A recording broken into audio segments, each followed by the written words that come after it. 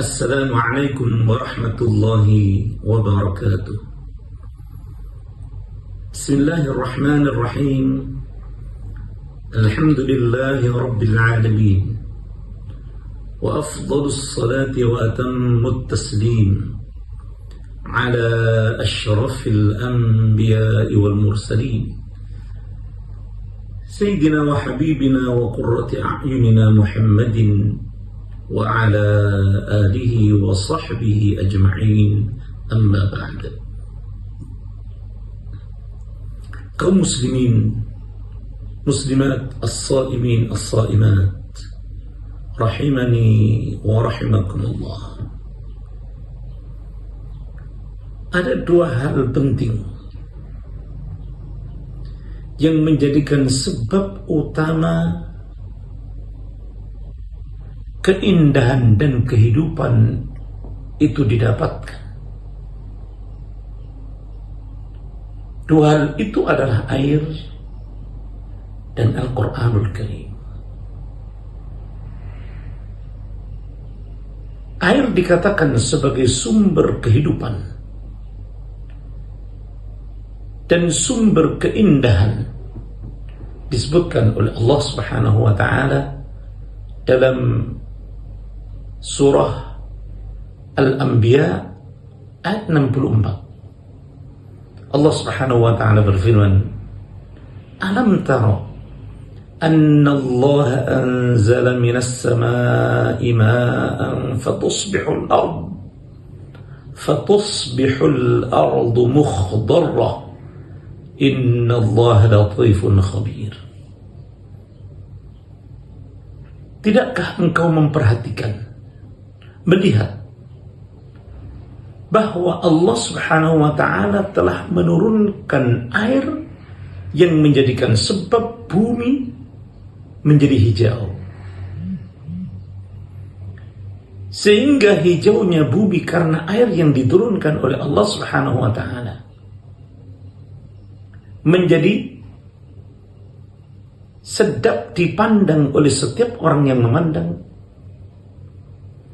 merasa nyaman orang yang berada di tempat itu.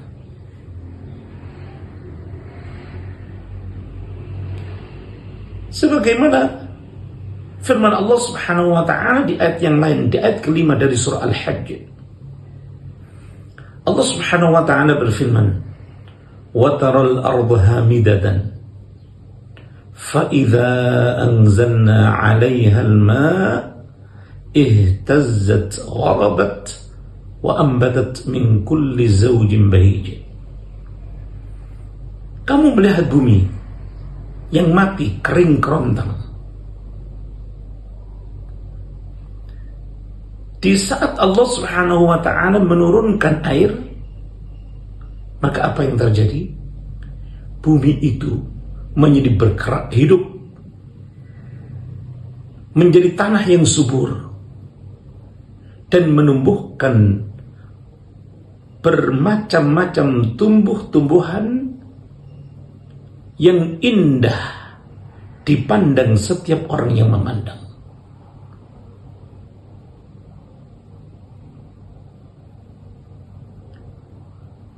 Sebagaimana Allah Subhanahu wa Ta'ala menghidupkan dan menjadikan indah suatu negeri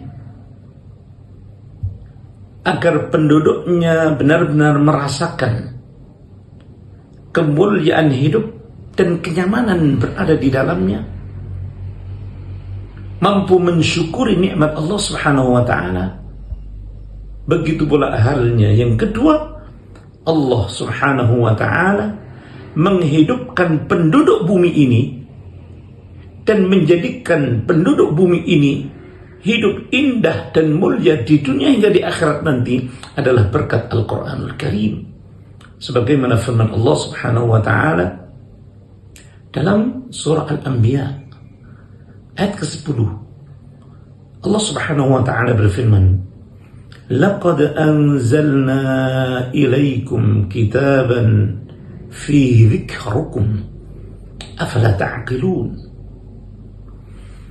Sungguh benar-benar kami Allah Subhanahu wa ta'ala telah menurunkan Al-Quranul Karim kepada kalian. Di dalamnya mengandung jaminan zikrukum, artinya adalah syarafun lakum, kemuliaan bagi kalian. Sebagaimana disampaikan oleh Allah Subhanahu wa ta'ala di ayat yang lain dalam surah Az-Zukhruf.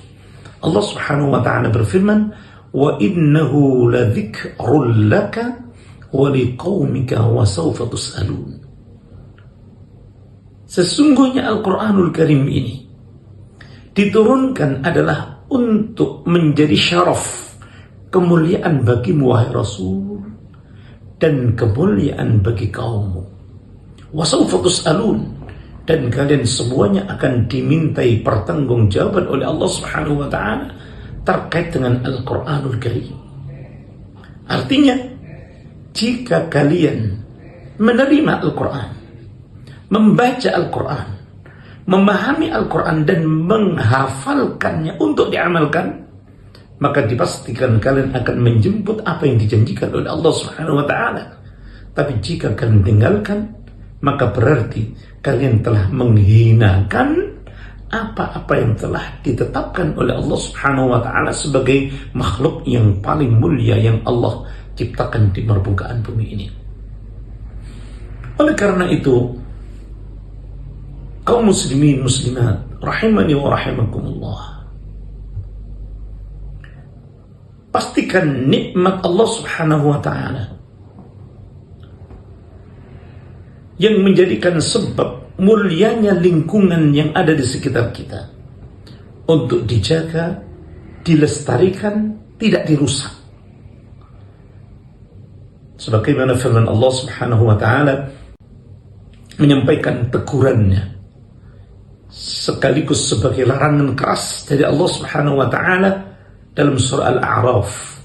Allah berfirman, وَلَا تُفْسِدُوا فِي الْأَرْضِ بَعْدَ إِصْلَاحِهَا, dan janganlah kalian berbuat kerusakan di muka bumi ini setelah Allah Subhanahu wa ta'ala memperbaikinya dan menjadikan bumi ini indah.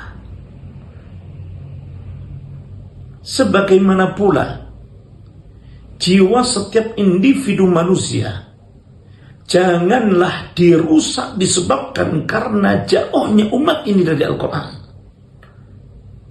Karena ketika umat ini jauh dari Al-Quran, maka digambarkan oleh Rasulullah SAW sebagai jiwa yang rusak, runtuh dan hancur, seperti runtuh dan hancurnya rumah yang ditinggal oleh penghuninya. Sebagaimana sabda Rasulullah SAW, innal ladzi laisa fi jawfihi syai'un minal Qur'an kal baitil kharib. Sesungguhnya orang yang di dalam jiwanya, di dalam dirinya tidak ada sesuatu pun dari Al-Quran, maka dipastikan dia akan mengalami nasib yang sama seperti rumah yang ditinggalkan oleh penghuninya, yaitu cepat atau lambat akan runtuh dan hancur. Dan ini merupakan larangan keras dari Allah Subhanahu wa ta'ala. Karena itulah sebaik-baik umat manusia untuk menjaga lingkungan ini adalah menjaga dua hal, air dan Al-Quranul Karim. Karenanya salat yang kita kerjakan tidak sah jika kita pisahkan dan kita tinggalkan satu di antara dua ini, air dan Al-Quranul Karim.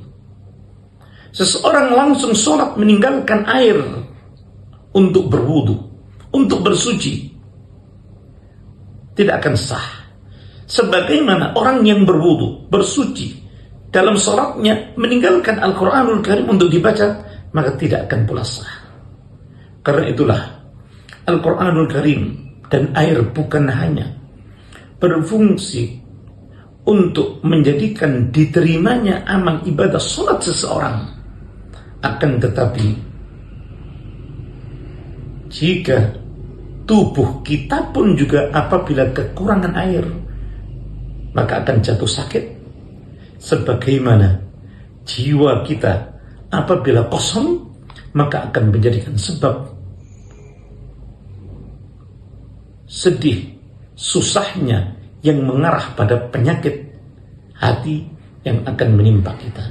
Mudah-mudahan Allah Subhanahu wa ta'ala melimpahkan nikmatnya dan rahmatnya kepada kita, sehingga Allah memberikan ma'unah, pertolongannya kepada kita, sehingga kita mampu mengumpulkan dan melestarikan antara air dan Al-Quran, sehingga lingkungan kita menjadi lingkungan yang baik, lingkungan yang disebutkan oleh Allah Subhanahu wa ta'ala, baldatun tayyibatun wa rabbun ghafur, negeri yang baik disebabkan karena melimpah dan tercukupinya air. Begitu pula dengan ampunan Allah Subhanahu wa ta'ala dianugerahkan kepada kita disebabkan karena di dalam diri kita ada Al-Quranul Karim. Kurang lebih minta maaf yang sebesar-besarnya. Assalamualaikum warahmatullahi wabarakatuh.